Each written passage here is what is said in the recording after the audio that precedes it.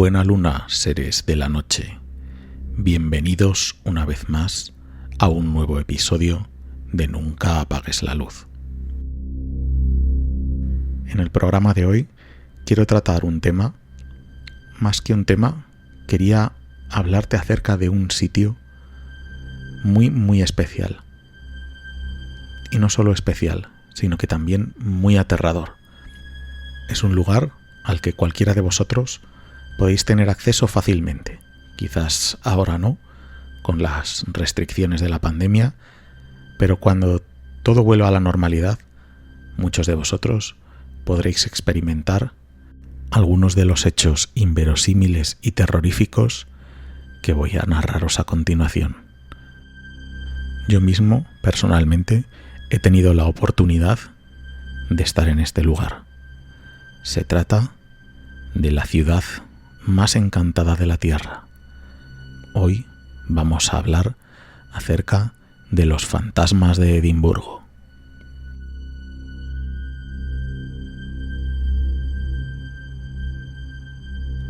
Antes de adentrarnos en cada caso uno por uno, ya que hoy no vamos a tratar específicamente solo un tema, vamos a analizar varios de los fenómenos que se han producido a lo largo de la historia en esta ciudad de los fantasmas, en la ciudad de Edimburgo. Antes de adentrarnos en cada caso, quería darte unos breves consejos, como siempre, para que disfrutes del programa en todo su esplendor. El primero de ellos es que busques un lugar tranquilo, como por ejemplo tu cama justo antes de irte a dormir, y donde puedas sentir la seguridad de ese edredón que te arropa. O si no, quizás prefieras escucharlo en el salón o el cuarto de estar de tu casa, desde esa butaca en la que puedes controlar de un único vistazo todas las puertas y ventanas de la estancia. O quizás prefieras escucharlo desde tu propio coche mientras conduces por una oscura y solitaria carretera. En cualquier caso, relájate, disfruta del programa, pero el consejo más importante que te puedo dar es que en la oscuridad, ya sea en tu habitación, en tu salón o en tu coche, en la oscuridad es muy probable que no estés solo ni seguro. Por tanto, nunca apagues la luz.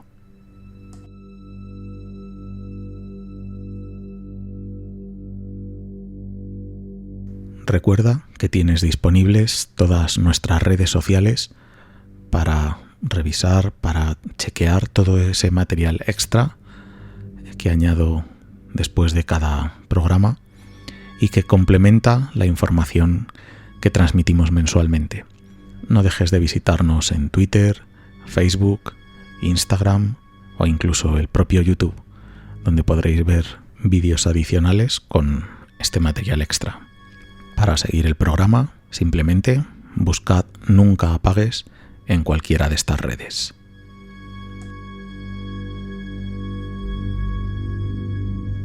Y ahora sí, por fin llegó el momento de adentrarnos en la ciudad más encantada del mundo, en la ciudad de los fantasmas, la ciudad de los ladrones de cadáveres, la ciudad de los poltergeist, la ciudad de Edimburgo.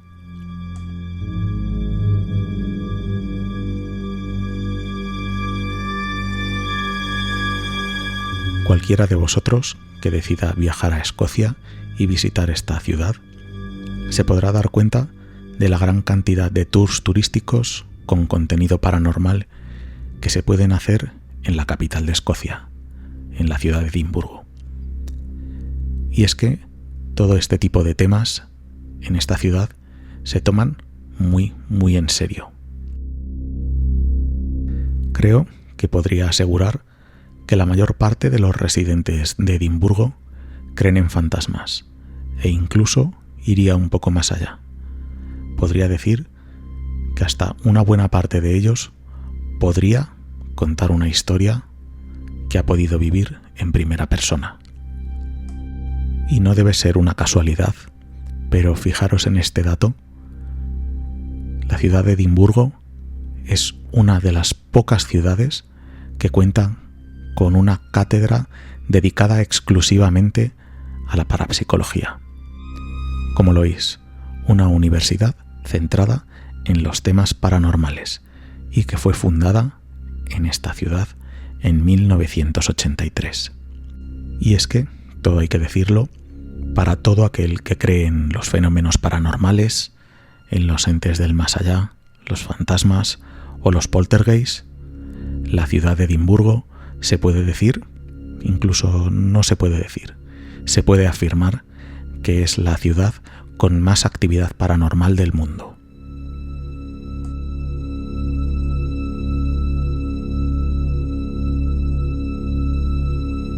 Voy a comenzar hablando de una de las atracciones turísticas que tiene esta ciudad. La he visitado en numerosas ocasiones y su nombre es el Mary King's Close, o el Callejón de Mary King, si lo tradujéramos directamente al español. Se trata de no solo uno, sino de 5 callejones que quedaron sepultados en las obras del edificio que hoy en día es el Ayuntamiento de Edimburgo. A 3 de estos callejones se puede acceder actualmente, los otros 2 quedaron completamente destruidos, pero de estos 3 callejones, el principal de ellos es el Mary King's Close. Como os decía, desde el año 2003 se puede visitar como una atracción turística. Hoy en día, centrado más en el corte histórico, aunque al principio era usado como un reclamo fantasmagórico por su trasfondo paranormal. Lo cierto es que, aunque personalmente no he notado nada, en varios sitios he podido leer que se trata de uno de los lugares más embrujados de todo Edimburgo. De hecho, se han realizado sesiones de búsqueda de indicios paranormales a lo largo de todos estos callejones. Al visitar estos subterráneos, hay un momento en el que se llega a una pequeña habitación. En esta, muchas de las personas que acuden simplemente como turismo, muchas de estas personas dicen que la temperatura es más baja que en el resto de habitaciones y callejones. En el año 1992, cuando faltaban todavía algunos años para que la atracción fuera abierta de cara al público, el Mary King's Close fue visitado por un equipo de televisión japonesa, junto con la que parece ser la medium más importante de aquel país, Aiko Gibo. Esta mujer era capaz de sentir diferentes sensaciones al ir atravesando las habitaciones, pero cuando entró en ese área en concreto, fue golpeada por una abrumadora sensación de tristeza, hambre y frío, algo que la sobrecogió por completo. Al ir a abandonarla, sintió un tirón de su pierna y al darse la vuelta se encontró con la figura de una niña.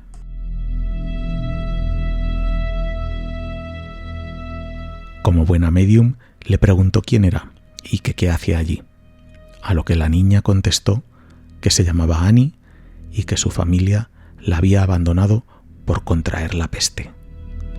Esto, mencionar que era una práctica habitual en el Edimburgo de aquella época. Contraías esta peligrosísima enfermedad y normalmente eras abandonado a tu suerte. La niña afirmó que no estaba triste porque sus padres la hubieran abandonado, sino que había perdido su bien más preciado, una muñeca de trapo. Cuentan, entonces, que la medium subió a la Royal Mile, por así decirlo, como si fuera la Gran Vía de Madrid de Edimburgo, y desde donde se accede a todos estos callejones, y allí, en la Royal Mile, compró la primera muñeca que vio.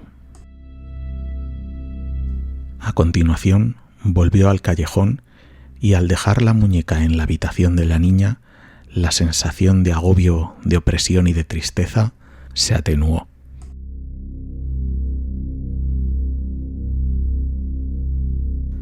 Gente de todo el mundo, conocedores de esta historia, cada vez que visitan el Mary King's Close, siempre portan un juguete y lo dejan en esta misteriosa habitación, llegando al punto de que hay una considerable acumulación de estos juguetes que es necesario vaciar periódicamente, entregándolos a los más desfavorecidos de la ciudad.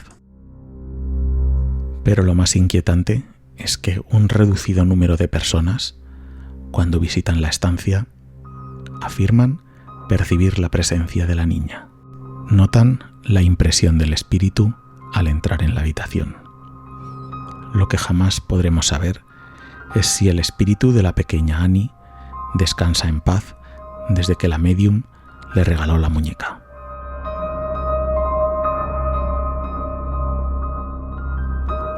Por supuesto, tratándose de la ciudad de Edimburgo, en estos callejones subterráneos, que ya os digo, están completamente tapiados, solo tienen un único acceso. Así que pensad lo que tuvo que ser en aquel momento cuando la gente más desfavorecida de la ciudad, junto con gente enferma, prostitutas, maleantes, quedaron sepultados allí dentro.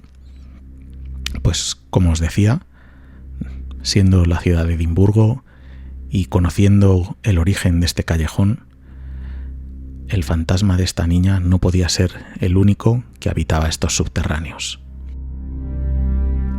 Ya decía anteriormente que mucha gente sostiene que este lugar está plagado de ellos. Sin embargo, yo me voy a referir a uno en concreto, el señor Chesney.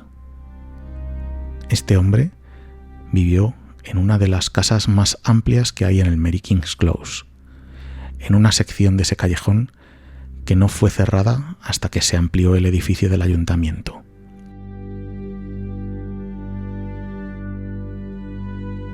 El señor Chesney parece ser que fue la última persona que vivió en el callejón hasta el año 1897.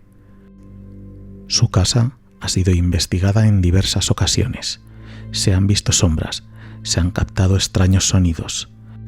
Tal es la fenomenología que se percibe en ese lugar que hoy en día tiene una cámara web en su puerta colocada por los investigadores de la Cátedra de Parapsicología. Su finalidad, la de poder monitorizar cualquier actividad del señor Chesney las 24 horas del día. Podríamos decir que sería algo parecido a una especie de gran hermano fantasmal. Un último apunte acerca de la casa del señor Chesney, y es que, al igual que sucede con otros lugares en Edimburgo, el acceso al público está completamente prohibido para mantener la seguridad de los turistas. Uno se puede asomar a su puerta, pero jamás le dejarán acceder al interior de la propia casa por su propia seguridad.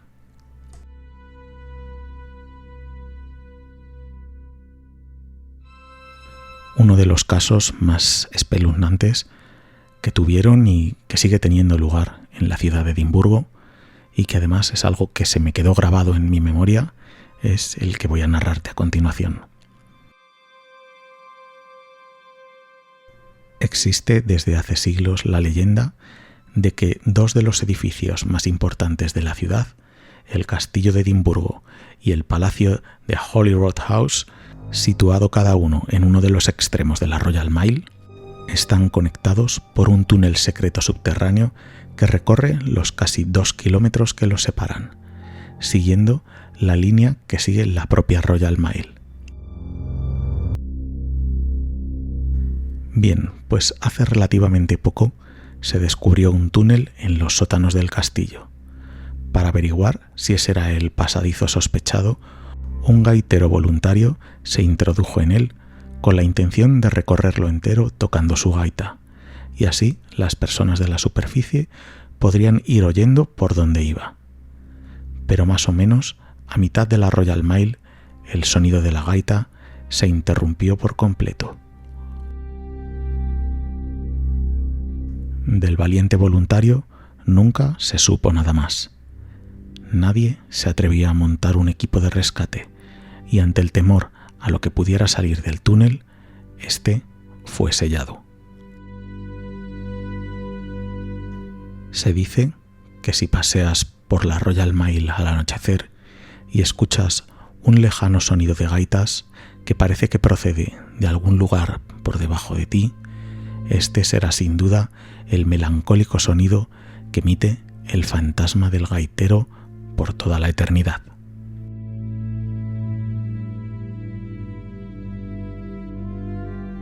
Otro de los aterradores casos que se han dado en la ciudad de Edimburgo es quizás uno de los pocos que consigue que se me pongan los pelos de punta. Todo empezó más de 100 años atrás, cuando entre la vecindad del Jardín Botánico de Edimburgo circulaban chismorreos sobre un señor, decían que muy guapo, que vivía completamente solo y que jamás salía de la casa de 10 habitaciones, situada en el número 17 de una calle cuyo nombre se ha perdido en el olvido. Solo una persona entraba en la casa de este extraño personaje, una señora que iba 2 veces por semana a llevarle provisiones y a atender las necesidades de este caballero. Cuando este hombre murió y su ataúd fue retirado, todos los vecinos pudieron ver cómo la ya anciana señora cerraba todas las ventanas y echaba la llave de la puerta. Los años pasaron y de pronto empezaron los rumores de que la casa número 17 tenía de nuevo habitantes. A pesar de que nadie había sido visto en el inmueble, los respetables vecinos del número 16 y del número 18 empezaron a oír ruidos y alrededor de la medianoche escuchaban voces de jóvenes damas acompañadas del más profundo tono de algunos hombres.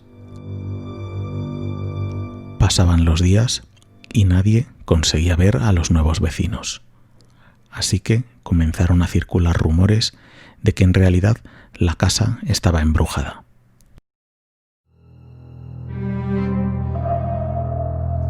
Pasaron más años y tras una generación estos rumores fueron poco a poco olvidados.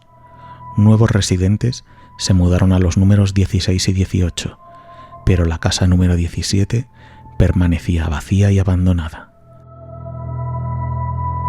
Finalmente, esta situación cambió. En los primeros años de la Primera Guerra Mundial, esta casa se convirtió en un lugar con mucha actividad. Fontaneros, albañiles, pintores y profesionales de otros gremios empezaron a restaurar la casa, porque una pareja inglesa la había comprado con la intención de abrir una pensión en ella. Un par de incidentes ocurrieron en un dormitorio del ático de la casa. Una de las sirvientas oyó voces procedentes de esa habitación, pero cuando entró no había nadie. A otra le ocurrió lo mismo, aunque añadió que al entrar en esa habitación sintió que había alguien de pie justo al lado de ella. Ante estos relatos, el propietario decidió cerrar esa habitación y no volver a alquilarla.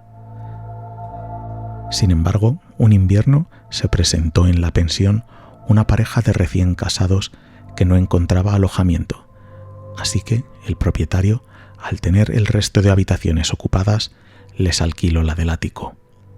Por supuesto que no les dijo absolutamente nada de las voces, pero por supuesto ellos las oyeron.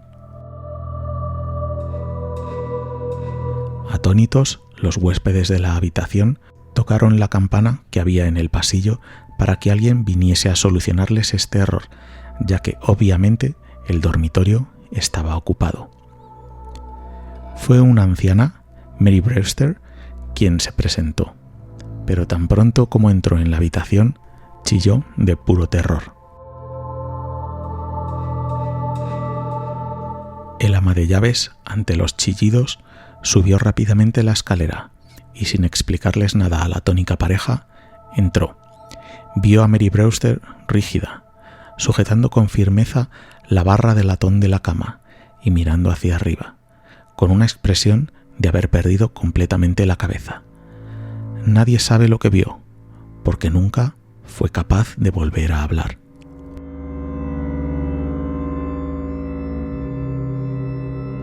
La noticia circuló rápidamente por la ciudad de Edimburgo, y un estudiante de teología de la Universidad del mismo Edimburgo, llamado Andrew Muir, llegó a un acuerdo con el dueño de la pensión. Él entraría a la habitación con 2 campanas, una pequeña que haría sonar si veía algo inusual y otra mayor que usaría si estaba en peligro inminente. Mientras tanto, el propietario estaría en la habitación de debajo.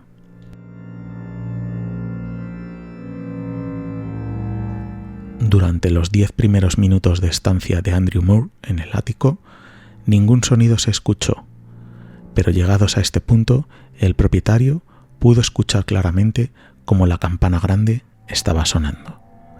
Subió a toda prisa las escaleras e irrumpió en la habitación, y con la tenue luz que vertía la lámpara de la mesa, pudo ver al señor Moore desplomado en la silla, mirando hacia arriba y con una expresión en su cara que solo se podía describir como de pavor. El joven estudiante había muerto de miedo y con renovado terror el propietario tuvo que oír el sonido de la otra campana al resbalarse ésta de la mano del estudiante muerto.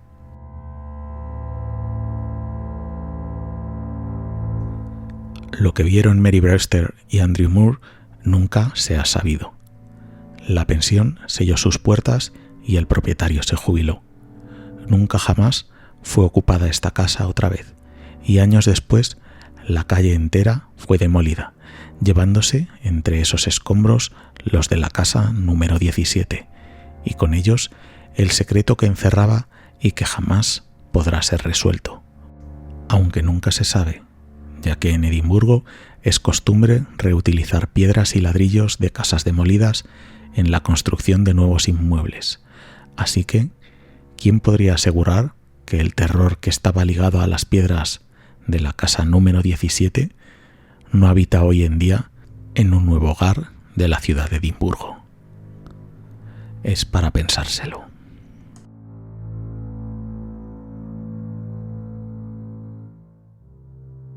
A continuación, voy a tratar de relajar un poco el ambiente contando los hechos quizás esta vez no fantasmales, pero no por ello menos aterradores. Este caso lo protagonizan 2 personajes que personalmente creo que son los más conocidos de todos los que voy a nombrar a lo largo de todo este episodio. Estoy hablando de William Burke y William Hare, 2 amigos irlandeses que se dedicaban a rodar cadáveres en el Edimburgo de principios del siglo XIX para ganarse la vida.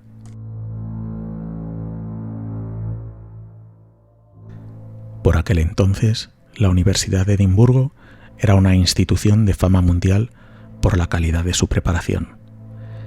Es obvio que para investigar en medicina hacían falta cadáveres, pero los suministrados a la universidad, que eran principalmente criminales ejecutados, empezaban a ser insuficientes debido a los últimos cambios en las leyes.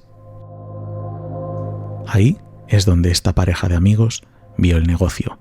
Empezaron a robar cadáveres, pero cuando se vieron en la imposibilidad de seguir robándolos, lo que hicieron Burke y Hare fue empezar a fabricarlos, es decir, empezaron a asesinar.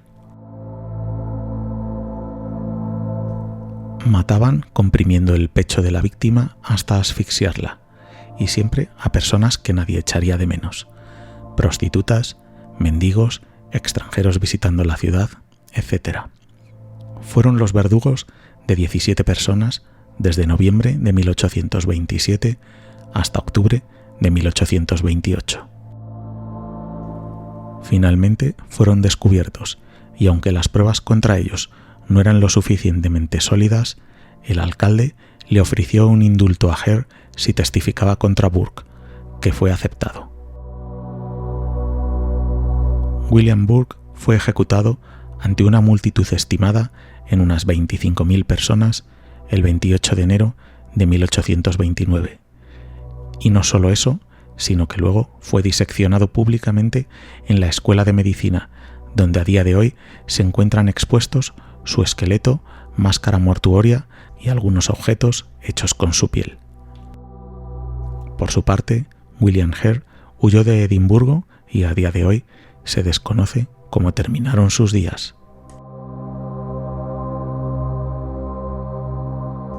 Los asesinatos de Burke y Hare han sido extremadamente conocidos. Varias versiones y adaptaciones han sido llevadas a la literatura y al cine. Por poner un ejemplo, la novela El ladrón de cadáveres de Robert Louis Stevenson está basada en ellos. Tal ha sido su fama que en la lengua inglesa a la forma de matar sin dejar rastro que practicaba esta pareja se le asocia la palabra Burking o método Burke.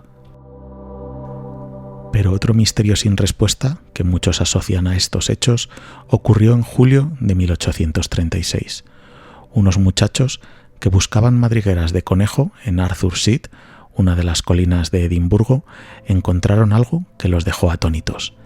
17 ataúdes en miniatura, de unos 5 centímetros de largo, cada uno de ellos conteniendo siluetas talladas en marea. Habían sido depositados allí uno a uno, porque la disposición así lo indicaba. Había 3 hileras, la primera de ellas con 8 ataúdes casi podridos por el paso del tiempo. En la segunda había otros 8, no en tan malas condiciones, y en la última había solo uno de aspecto muy reciente. ¿Fue esto un tributo de algún habitante de Edimburgo, como algunos sugieren, para las 17 personas asesinadas por los infames Burke y Hare? ¿O en realidad los menos de 10 años transcurridos entre los asesinatos hasta este descubrimiento no justifican los diferentes estados de conservación de los ataúdes y la explicación podría ser muchísimo más macabra? Me temo que, al igual que en otros de los muchos casos que estamos viendo hoy, jamás conoceremos la respuesta.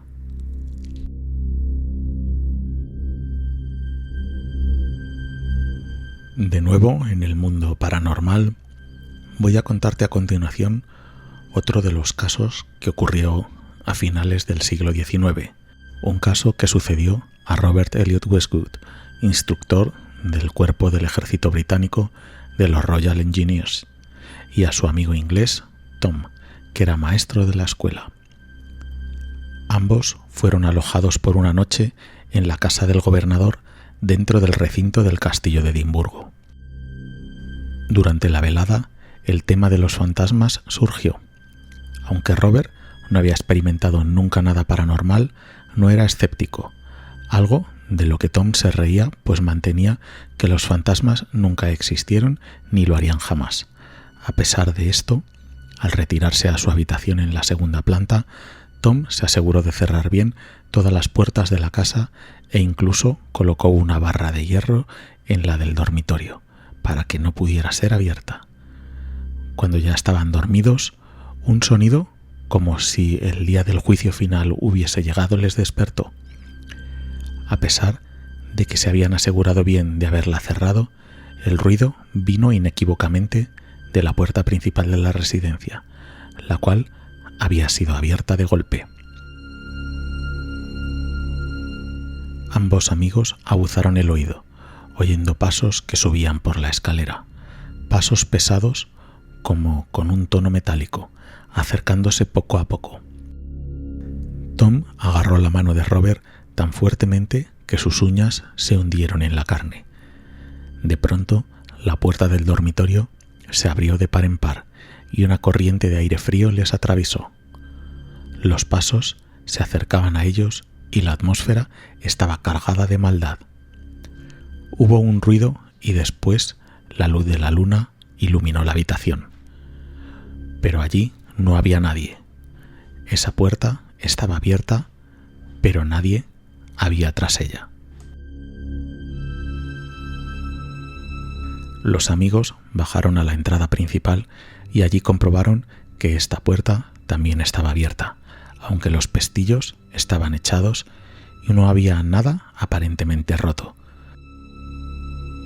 Preguntándose qué poder satánico podía haber hecho eso, volvieron a asegurar la puerta, echaron la llave y volvieron a su dormitorio, donde comprobaron una y otra vez que la puerta estuviese cerrada y segura. Se fueron a dormir y cuando cayeron en un intranquilo sueño, otro sonido los despertó. La entrada frontal había sido abierta otra vez. Los mismos pasos se acercaban por la escalera. Una vez más, la puerta del dormitorio se abrió de repente, sintiendo ambos la misma corriente de aire frío y la misma sensación de maldad. Los mismos pasos se les volvieron a acercar. Esta vez, la luz de la luna no entró en la habitación, pero con dedos temblorosos, Robert fue capaz de encender una vela. La habitación estaba vacía y en paz, pero la puerta permanecía abierta. Les costó reunir el valor suficiente para bajar a cerrar la puerta de abajo, que ellos sabían a ciencia cierta que ya no estaba cerrada. Lo consiguieron, volvieron a su dormitorio y nada más les molestó, debido a que pocos minutos después uno de sus camaradas llamó a la puerta principal para informarles de que era hora de levantarse. Aunque inocentemente el soldado les preguntó cómo habían pasado la noche, ninguno fue capaz de explicar la verdad. Y la verdad es que la noche que los amigos pasaron en la residencia del gobernador se cumplía el aniversario de un incidente que ocurrió en 1689, cuando el gobernador era el duque de Gordon. Esperando un asedio, el duque envió a su mujer e hijos a la región de Fife, todo por seguridad, pero cruzando el estuario del Forth se levantó una tormenta y el barco naufragó, llevándose con él la vida de todos excepto la del mayordomo. Cuando regresó al castillo para contárselo al duque, éste le asesinó en el centro de una habitación de la segunda planta, la misma habitación donde Tom y Robert pasaron la noche.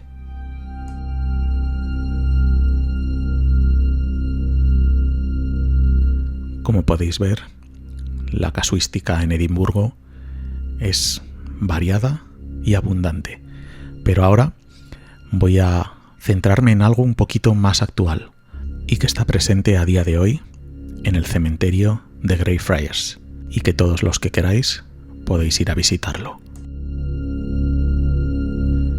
En este camposanto, a día de hoy, hay una parte que está cerrada al público, la denominada Prisión de los Covenanters, ya que unas 1.200 personas de este movimiento que pretendían mantener la religión presbiteriana en Escocia fueron confinadas aquí. Quien los persiguió y encerró fue George Mackenzie, y durante este encierro muchos murieron de frío, otros de hambre y otros fueron ejecutados. Cuando Mackenzie murió en 1691, fue enterrado en un panteón a escasos metros del lugar donde él encerró a esas personas y donde provocó tanto sufrimiento.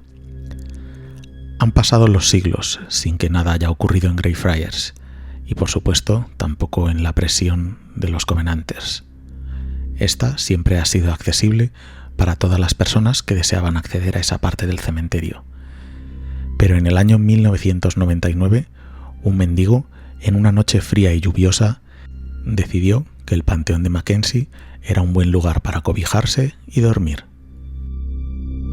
A pesar de estar resguardado, aún tenía frío, así que decidió mover la losa de la tumba para resguardarse en el interior, encontrando de esta manera unas oscuras escaleras que descendían. Bajó, pero tuvo la mala suerte de tropezar, por lo que finalmente aterrizó en un montón de huesos en una tercera cámara subterránea. Allí fue donde se encontró cara a cara con una figura oscura y de cuerpo entero, el mismísimo George Mackenzie. Ante esa visión, el mendigo salió corriendo del mausoleo, gritando como si hubiese visto al mismísimo diablo. Desde entonces, y personalmente creo que es porque este mendigo liberó el fantasma de Mackenzie, muchas cosas extrañas han ocurrido en la prisión de los Covenanters. En lo que se ha venido a denominar el poltergeist mejor documentado del Reino Unido, existen más de 400 testimonios de personas que sufren arañazos, moratones, mordiscos y con mayor frecuencia desmayos al entrar en este lugar. Es tanto que el Ayuntamiento de Edimburgo decidió cerrar esta zona del cementerio para que no hubiese más problemas. A pesar de todo, una empresa le pidió permiso al ayuntamiento para hacer visitas guiadas por la noche, y este finalmente accedió. De este modo, es la única forma de acceder a la prisión de los Covenanters, aunque previamente has de firmar un documento en el que consientes a hacerlo bajo tu propia cuenta y riesgo.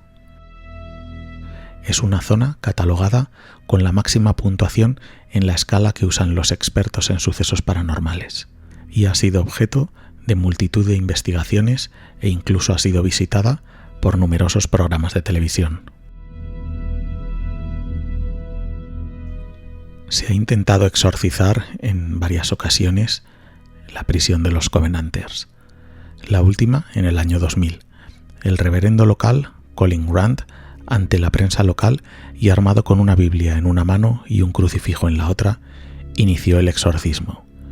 Durante el mismo, sufrió convulsiones y finalmente tuvo que abandonar su intento, declarando que no le sorprendería si las abrumadoras fuerzas del mal que había en ese lugar lo mataran. Efectivamente, una semana después, murió.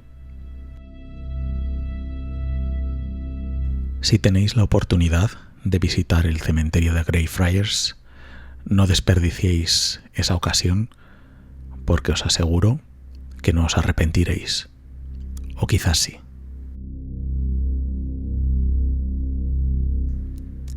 Y no podía terminar este episodio, centrado, como veis, en esta ciudad fantasmagórica de Edimburgo, sin mencionar las bóvedas de Southbridge, un lugar emblemático de la ciudad de Edimburgo y que según los lugareños ya estaba maldito desde sus inicios. Inicialmente fue concebido como un puente y los gobernantes de la ciudad le concedieron el honor de ser la primera persona en cruzar dicha estructura durante la inauguración en 1788 a la mujer más anciana de la ciudad. Desafortunadamente, la mujer falleció una semana antes de esta inauguración, pero aún así decidieron que cruzaría en su ataúd, por lo que la mayor parte de la población local se negó a pasar por el puente durante varios años, alegando que estaba maldito. El puente fue construido con 19 arcos y con varios niveles en su interior, resultando en una gran cantidad de bóvedas que fueron ocupadas por comerciantes y artesanos de la época.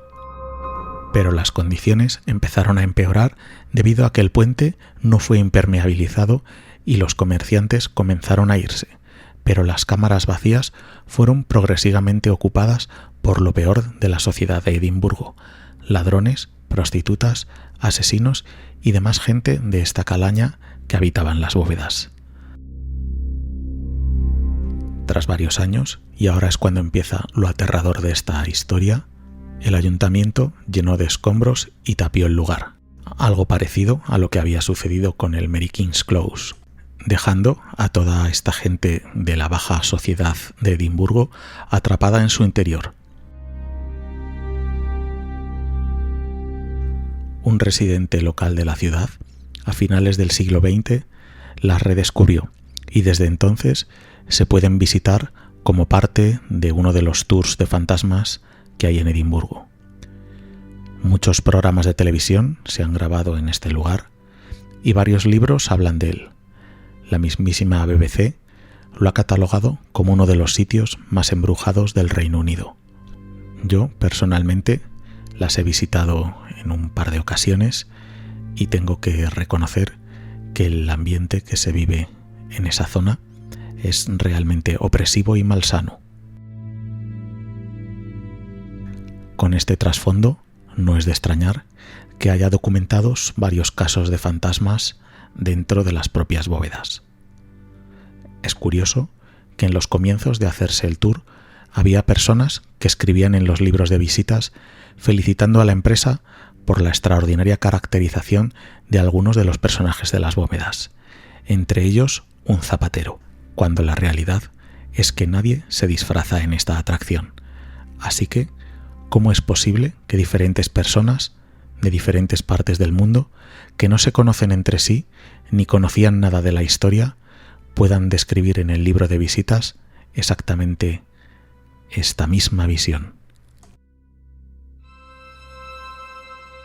Otro de los fantasmas que ha podido ser percibido en las bóvedas de Edimburgo es el de una mujer que odia a las mujeres embarazadas. Estas suelen ser atacadas o sentirse mal.